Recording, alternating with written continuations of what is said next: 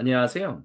이 땅의 일, 영성, 그리고 예술에 대한 통합된 그리스도교 관점을 소개하고 나누기 위해 기독교 대한 선교교회 소금빛 교회에서 설립하고 후원하는 파이미니스트리 2024년 그리스도교 신학생 유학과 영어 아홉 번째 나눔을 시작하겠습니다. 오늘 저희가 나누고자 하는 중요한 핵심 주제는 유학을 위해 참고할 사항 첫 번째입니다. 그래서 오늘 할 이야기의 핵심을 먼저 말씀을 드린다면 가능하다면 한국에서 학부부터 신학 공부를 하십시오. 또한 신학 공부를 잘하고 열심히 하십시오라는 이야기를 나누고자 합니다. 대학교 때부터 신학을 공부할 필요가 있는가라는 이야기들을 제가 처음 신학을 결정했었던 1997년, 98년 고등학교 시절 때부터 그런 얘기들이 계속해서 있어 왔었습니다. 그분들의 논리는 그런 거였었어요. 대학교 때는 다른 학과에서 그러니까 신학이 아닌 다른 학과에서 기본적인 소양을 쌓고 대학원에서 이제 신학을 공부할 때 더 폭넓은 어떤 사고를 가지고 이제 목회를 할 수 있지 않겠냐. 하나님을 더 온전하게 이해할 수 있지 않겠느냐. 이제 그런 얘기들을 많이 했었습니다. 하지만 저는 이제 그 이야기가 뭐 완전히 틀렸다라고 생각했던 것은 아니지만 그 이야기를 듣기보다는 그냥 신학을 제가 대학교 때부터 공부해야겠다라는 마음을 먹고 이제 신학과에 진학해서 이제 서울신학대학교에 이제 진학을 했죠. 그래서 서울신학대학교 4 학년 신학과 4 학년 그리고 이제 그 뒤에 서울신학대학원 3년 그래서 총 7 년의 정규 신학 교육을 받고 이제 목회자가 되었습니다. 그래서 제가 느꼈을 때는 대학교 때부터 신학을 공부할 때 얻는 유익이 있고 그게 더 좋은 게 아니겠냐라는 개인적인 생각을 가지고 있습니다. 그래서 왜 그렇게 생각하는지에 대해서 몇 가지 이유를 설명드리도록 하겠습니다. 첫 번째는요. 학부 때 신학과 관련한 개론 과목을 공부하므로 대학원에서 그 과목들을 이제 더 공부하지 않고 또 공부하는 게 아니라 면제받고 자신이 필요하다 여기는 과목 공부를 선택할 수 있기 때문이다라고 생각하기 때문입니다. 제가 이제 서울신학대학교에서 1999 년부터 2005 년까지 이제 공부할 때 그때 당시에 이제 신학 개론 과목은 다음과 같았습니다. 구약 성경 개론, 신약 성경 개론, 교회사, 조직 신학 개론, 실천 신학 개론, 그리스도교 윤리학, 그리고 기초 그리스어 1, 2 이거는 2 학점씩이었어요. 다른 과목은 3 학점씩이었는데 그래서 4 학점, 기초 히브리어 4 학점. 그리고 이제 종교 철학이라고 해서 그리스도교 철학 개론이 있었고 전도의 이론과 실제라는 전도학도 있었고 저는 또 복음주의 선교 운동에 있는 사람이기 때문에 이제 웨슬리안 신학에 대해서도 공부를 이제 필수 과목으로 공부를 했었습니다.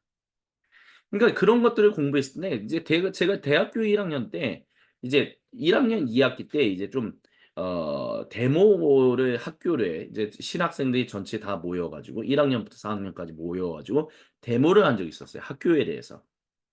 그 데모를 했던 이유가 저는 그러니까 1 학년 때 잘 모르고 이제 데모에 참석했었는데 데모에 참석했던 이유는 인제 중요한 주제는 4.2 학제로 우리가 공부해야지 4.3 학제로 공부하면 안 된다라는 게 핵심이었습니다.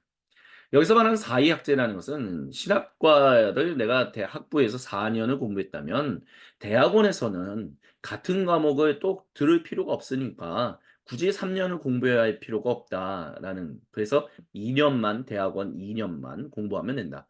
그 대신 학부에서 신학이 아닌 다른 학문을 공부했던 분들은 기본적인 것들을 많이 공부해야 하니까 3 년을 공부해도 된다. 이제 이런 것들이 저희가 이제 데모했던 중요한 이유였습니다. 근데 그때 당시에 이제 학교가 이제 학부 출신, 신학과 출신이라 할지라도 대학원에 가서는 95 학번까지는 1995 학번까지는 대학원에서 2 년만 공부해도 되지만 96 학번부터는 이제 3 년을 이제 공부해야 한다. 라는 거였었습니다. 96 학번이 아니라 97 학번부터였던 것 같네요. 예 어쨌든 그랬다라는 거죠. 그러다 보니까 같은 과목을 굳이 공부할 필요가 있냐 이제 이게 핵심 주제였다는 거죠. 그래서 데모가 일어났었다는 거죠. 근데 이제 제가 학교에서 공부를 하고 대학원을 가니까 이제 같은 과목들이 있어요. 왜냐하면 학 학부에서 다른 과목을 공부하고 이제 신학을 대학원에서 공부하고자 하시는 분들은 당연히 뭐 구약 성경, 뭐 신약 성경, 개론 이런 과목들을 등등등을 들어야 하잖아요.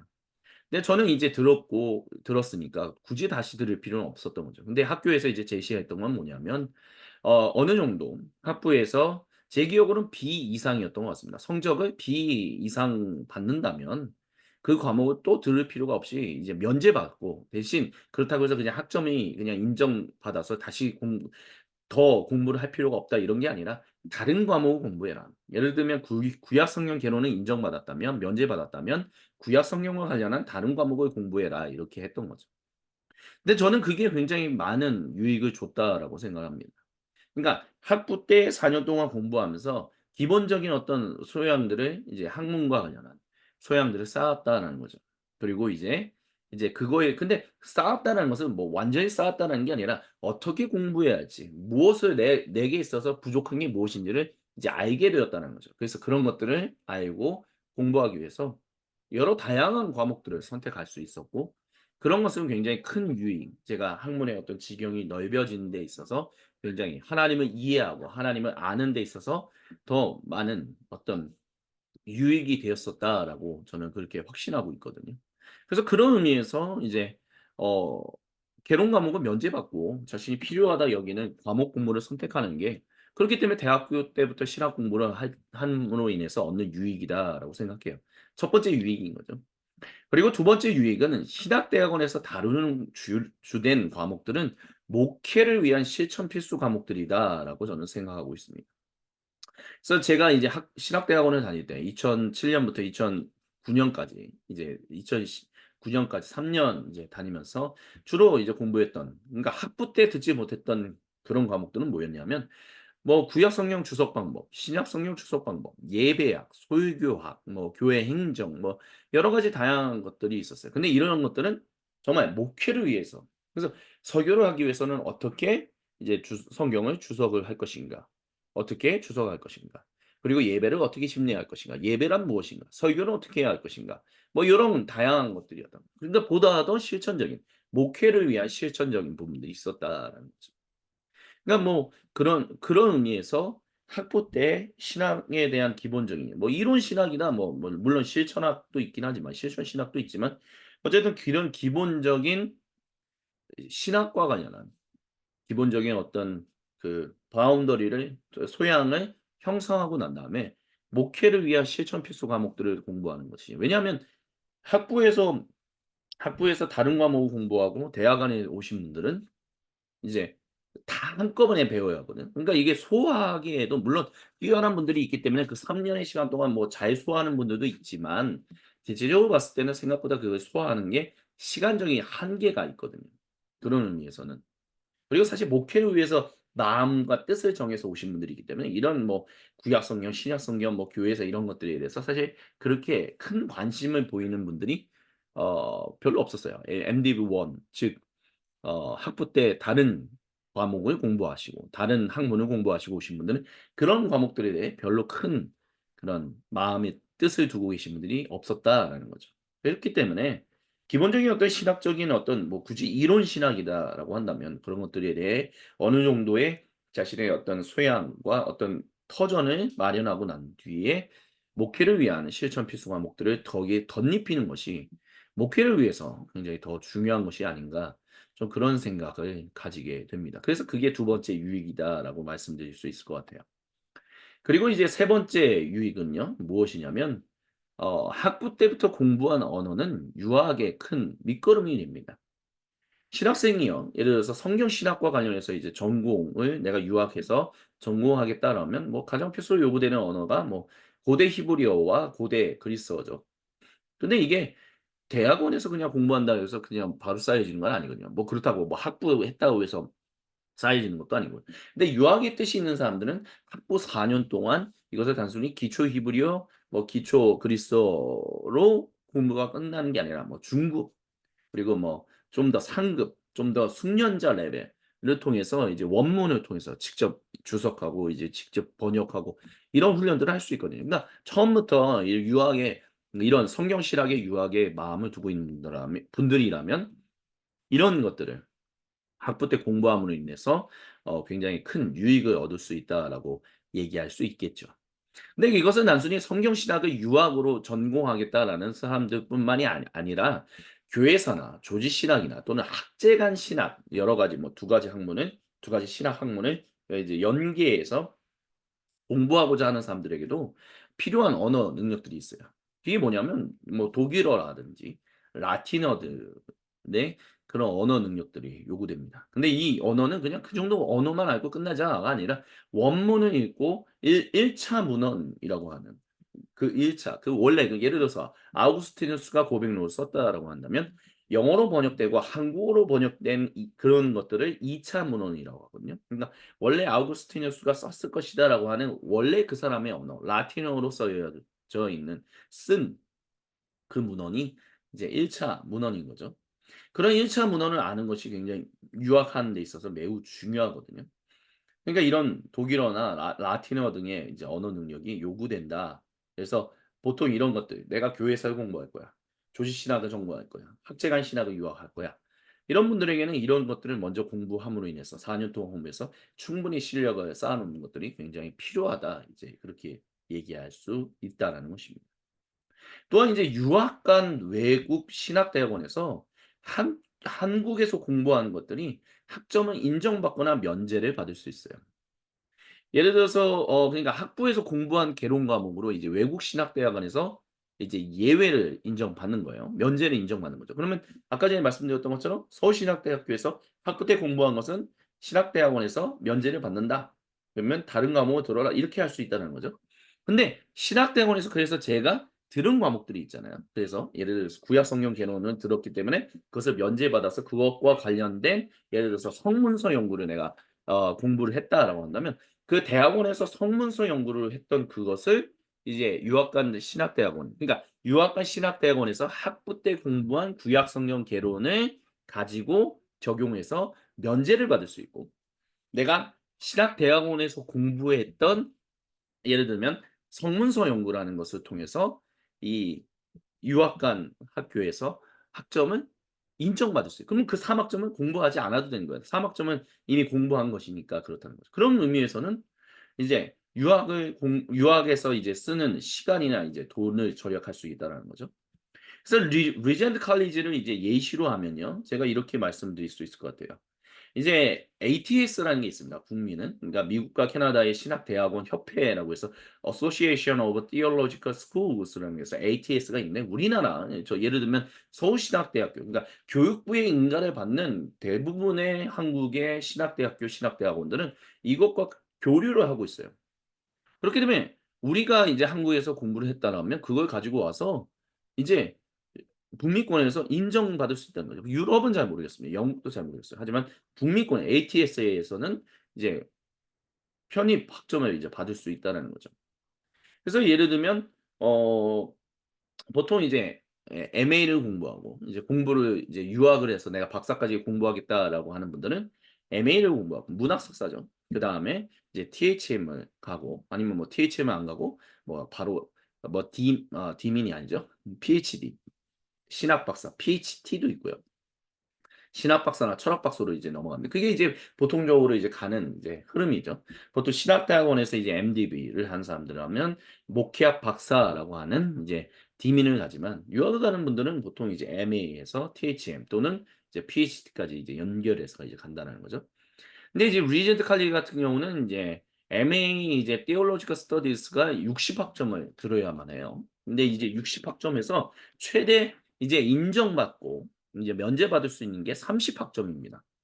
그러면요 지금 리전트 칼리지가 2024년 이제 나중에 또 설명드릴 거기는 하지만 지금 2024년 현재 리전트 칼리지의 1 학점 과목이 얼마냐면 505 불로 제 캐나다 달러로 505 불로 알고 있습니다. 그러면 거의 한 150만 원 그러니까 우리나라 돈으로 150만 원 정도를 한 과목을 들어야 한다니까 3 학점이니까요. 1,500이 되니까요. 그렇다면 내가 3 학점을 하나 인정받는 것만으로도 저는 150만 원을 아끼는 거예요. 그리고 그거에 대한 시간도 당연히 절약하는 거고요. 그러니까 이런 면에서는 굉장히 좋은 거죠. 그리고 제가 아까 전에 설명드렸던 것처럼 신학대학교에서 공부한 것을 가지고 리젠트 칼리지에 갖고 왔을 때 거기도 리젠트 칼리지에도 구약 성경 개론, 뭐 신약 성경 개론, 조지 신학, 교회에서 뭐 여러 가지 과목들이 있거든요. 근데 제가 학부 때 이것들을 공부하니까 이제 설명하니까 이제 대화를 이제 아카데믹 이제 어드바이저하고 이제 대화를 나누니까 "이렇게 하면 돼."라고 얘기를 하더라고요. 학부 때 제가 그러니까 서울신학대학교 신학과에서 공부했었던 그 개론 과목들을 가지고 와서 면제를 받고 그러면 다른 과목을 공부해야 한다는 거잖아요. 근데 너가 근데 서울신학대학원에서 여러 가지 과목들을 공부했잖아. 그것 가운데서 이제 구약 인정받은 그러니까 제가 면제받은 과목 그래서 구약 성경 공부한 성문서 연구를 갖고 오면 그걸로 내가 학점을 인정해 줄게. 그러면 최대 30 학점을 이제 인정받는 거기 때문에 60 학점을 공부하는 게 아니라 30 학점을 공부할 수 있는 거예요. 그래서 저는 이제 리전트 칼리지에서 공부할 때 이제 제 기억으로 21 학점을 인정받았던 것 같습니다. 물론 24 학점까지 27 학점까지는 인정받을 수 있었는데 제가 중간에 좀 spiritual theology 영성 신학을 공부하려다가 마켓플레이스 theology로 전공을 이제 바꾸면서 concentration이라고 하죠. 그걸 변경하면서 쪼금 인정이 좀 덜 가게 됐어요. 그건 뭐 손해 보긴 했지만 최대 30 학점까지도 사실 받을 수 있었다는 거. 제가 영성 신학을 공부했었으면 사실 27 학점까지는 인정받을 수 있었었어요. 뭐 엄청난 인정. 그래서 그런 것들이 인정받았었기 때문에 저는 실제로 MA 과정을 리전트 칼리지에서 MA 과정을 다른 사람들은 뭐 몇 년 하는 걸 저는 2년 만에 끝낼 수 있었다는 거죠. 왜냐? 21 학점을 인정받았으니까 그거 공부하지 않아도 되니까. 그랬다라는 거죠. 물론 이제 받아야 하는 최소 학점이 있어요. 그래서 리젠트 칼리지에서는 이제 면제를 받으려면 B 이상이 돼야 하고요. 그리고 인정을 받으려면 그 과목이 B 플러스가 돼요. 근데 이제 중요한 핵심은 뭐냐면 한국은 보통 4.5 점 만점 요즘은 어떤지 모르겠습니다. 제가 다녔을 때는 4.5점 만점으로 점수 기준을 내서 A, B, C, D를 줬고 리젠트 칼리지 같은 경우는 이제 북미 거는 주로 4.0으로 이제 평가를 해서 점수 주거든요.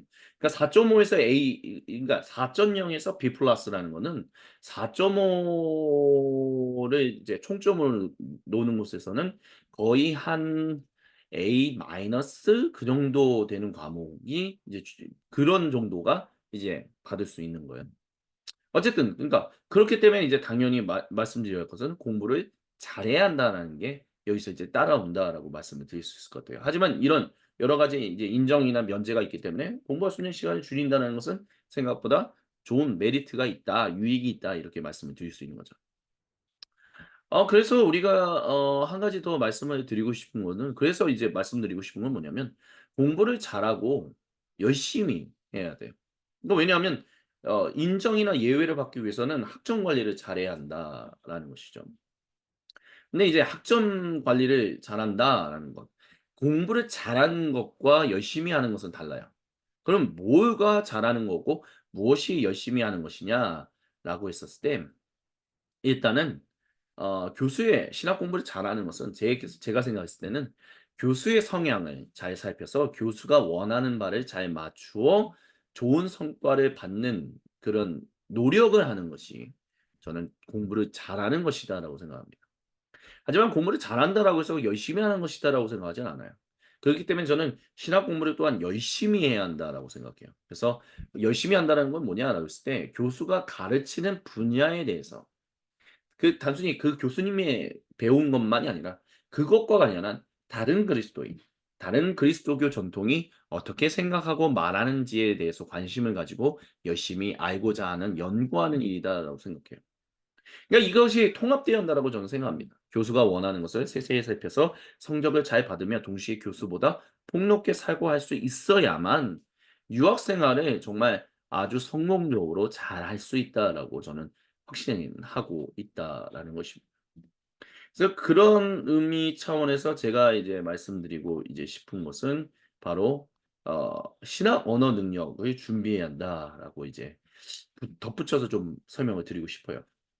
아까 전에 잠깐 말씀드렸지만 성경 신학 공부한다라고 했을 때 오늘날 21 세기 2024 년에 성경 신학의 이제 연구 뭐 동향은 그냥 단순히 구약 성경 또 공부, 연구, 신약 성경 연구 이런 것이 아니라 그러니까 단순히 본문을 주석하고 본문을 해서 뭐 그다음에 따라오는 여러 가지 비평들을 사용하는 거, 해석하고 사용하는 거 그 이상만이 아니라 그러니까 근데 그것만을 위해서라도 사실 고대 히브리어와 고대 그리스어로 1차 문헌인 성경을 1차 문헌으로 읽을 수 있는 능력이 필요한 거죠.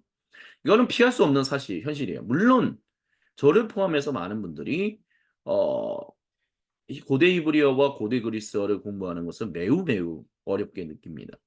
하지만 성경 신학 연구를 폭넓게 이해하기 위해서는 결국에는 이 언어들에 익숙해져야 하는 것은 어쩔 수 없는 현실이다라고 말씀을 드릴 수밖에 없어요. 그러니까 그 이 부분에 있어서 그러니까 성경 신학하려면 이런 언어들에 대한 뭐 하나님 부르신 하나님이 주신 재능도 필요한 거지만 또한 이런 것들 잘하고자 하는 노력들도 필요하다는 거죠. 근데 이거에 플러스로 21 세기 성경 신학은 이제 제2 성전 시대를 매우 중요하게 여기고 있어요. 그래서 구약 성경과 신약 성경. 그래서 요즘 나오는 이제 성경 신학의 동향은 어 구약 성경은 신약 성경에서 인용했던 구약 성경을 신약 성경의 저자들은 어떻게 사용했는가 뭐 이런 것들. 이게 학제강 연구죠. 구약 성경과 신약 성경의 interdisciplinary studies가 일어나고 있다는 거죠. 또한 제2성전 시대를 중요하게 여긴다는 것은 단순히 고대 히브리어나 고대 그리스어뿐만이 아니라 그때 당시에 고대 근동은 아니죠. 주 1세기에 유대인들이 사용하고 있었던 아람어 그리고 고대 셈족 언어라고 하죠. 이런 고대 셈어 능력으로 그런 본문들을 읽어가는 것도 매우 매우 중요하다라고 지금 얘기하고 있어요. 그리고 그러니까 성경 신학 공부하려는 분들은 이런 이제 현재적인 어떤 학문 동향과 관련해서 고대 세머를 준비하는 것도 셈족 언어를 준비하는 것도 되게 중요하다라고 말씀드릴 수 있을 것 같아요.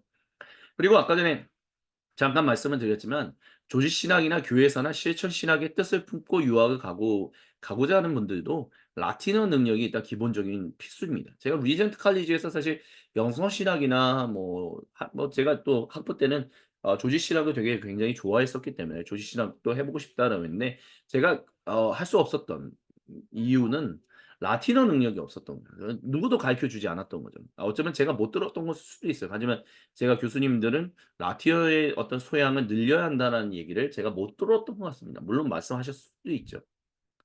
근데 왜냐 라틴어가 왜 중요하냐 했을 때 일단 21 세기 오늘날 이제 조지 신학은 주로 제2 성전 시대를 바탕으로 한 성경 신학과 연관해서 그래서 뭐 세관점 뭐 이런 것들이 있잖아요. 그래서 교부 시대를 새롭게 바라보는 어떤 그런 폭넓은 탐구가 현재 조지 신학의 트렌드죠. 추세 중에 하나, 동향 중에 하나다라고 해요. 그럼 교부 시대에 그들이 사용했던 주 언어는 당연히 라틴어였거든요. 그러니까 라틴어로 그러니까 교부들의 글을 읽고 해석하기 위해서는 1차 문헌으로 그들을 읽어야 하는데 그게 라틴어라는 거죠. 그거는 뭐 당연히 교회사나 실천 신학도 마찬가지고요. 그리고 단순히 뭐 '어떤 분과이기 때문이다.'라는 것뿐만이 아니라 신학생이 유학하고자 하는 나라에 따라서 이제 고대 영어나 프랑스어나 독일어나 스페인어 등의 능력도 굉장히 필요해요. 그러니까 영어를 단순히 잘해야 한다. 교회사를 공부하려고 하는 분들, 특히 복음주의 선교 운동에 계신 분들은 뭐 당연히 뭐 복음주의 선교 운동뿐만이 아니라 사실 청교도 뭐 개혁주의 분들도 마찬가지죠. 물론 뭐 깔뱅을 굉장히 중요하게 여기시기도 하지만 사실 개혁주의 운동의 제일 중요한 분들은 또 청교도거든요, 영국. 그러면 이제 17 세기에 있었던 영국 청교도들이 썼던 그 고대 영어가 필요해요. 1차 문헌을 읽을 필요가 있다라는 거죠. 그러니까 단순히 그냥 누가 번역한 그런 걸로만 읽는 게 아니라 고대 영어로 그들이 어떻게 썼는지 그런 것들을 익숙하게 경험하는 것도 필요한 거죠. 또 프랑스에서 유학하고 오신 분들은 프랑스어가 중요하고 독일은 뭐 당연히 유럽 신학 공부할 때 1 차 문헌 읽어야 하는데 그러면 당연히 필요한 거죠. 그리고 스페인어 같은 경우는 20 세기부터 등장한 이제 제3 시대 세계의 신학 이를테면 해방 신학이나 흑인 신학 등을 공부하는 데 있어서 1차 문헌을 읽는 데 매우 중요하다. 이렇게 말씀드릴 수 있어요. 그러니까 열심히 잘 준비하고 잘 공부해야지만 또 열심히 해야 하는 것들이 유학을 준비하는 데 있어서 매우 필요하다라는 것을 우리는 당연히 받아들일 수밖에 없다. 이렇게 말씀드려야 할 것 같습니다. 그래서 오늘 나눴던 모든 이야기의 결국 결론은 가능하다면 한국에서 학부부터 신학대학교, 신학과로부터 좀 신학 공부를 하시는 게 뭐 기독교 교육과도 마찬가지고요. 기독교 교육은 교육학을 위해서 또 강요인데 어 신학 공부라는 게 사실 교회에 교회 교육에 사실 중요한 역할들을 또 담당하시는 분들은 기독교 교육을 전공하신 분들이다라고 저는 또한 생각하거든요. 그렇다면 그분들에게 있어서도 학부부터 신학 공부를 하는 것이 좋지 않겠느냐. 단순히 신학과만이 아니라 기독교 교육 또는 뭐 예배학 뭐 다양한 부분들이 있다라고 생각을 합니다. 그리고 또한 신학 공부를 굉장히 잘하고 또한 열심히 하는 게 매우 중요하다라고 저는 좀 강조를 드리고 싶습니다. 그래서 오늘 이렇게 저희가 그리스도교 신학생 유학과 영어 10번째 유학을 준비할 때 우리가 고려해야 하는 사항, 유학을 위해 참고할 사항 첫 번째로서 공부를 열심히 하고 또 잘해야 하고 그리고 학부 때부터 하는 것이 많은 유익이 있다라는 이야기를 함께 나눴습니다. 지금까지 함께 해주신 모든 분들 감사드리고요. 계속해서 다음 시간에 유학을 위해 참고할 사항 두 번째로 다시 찾아뵙도록 하겠습니다. 감사합니다.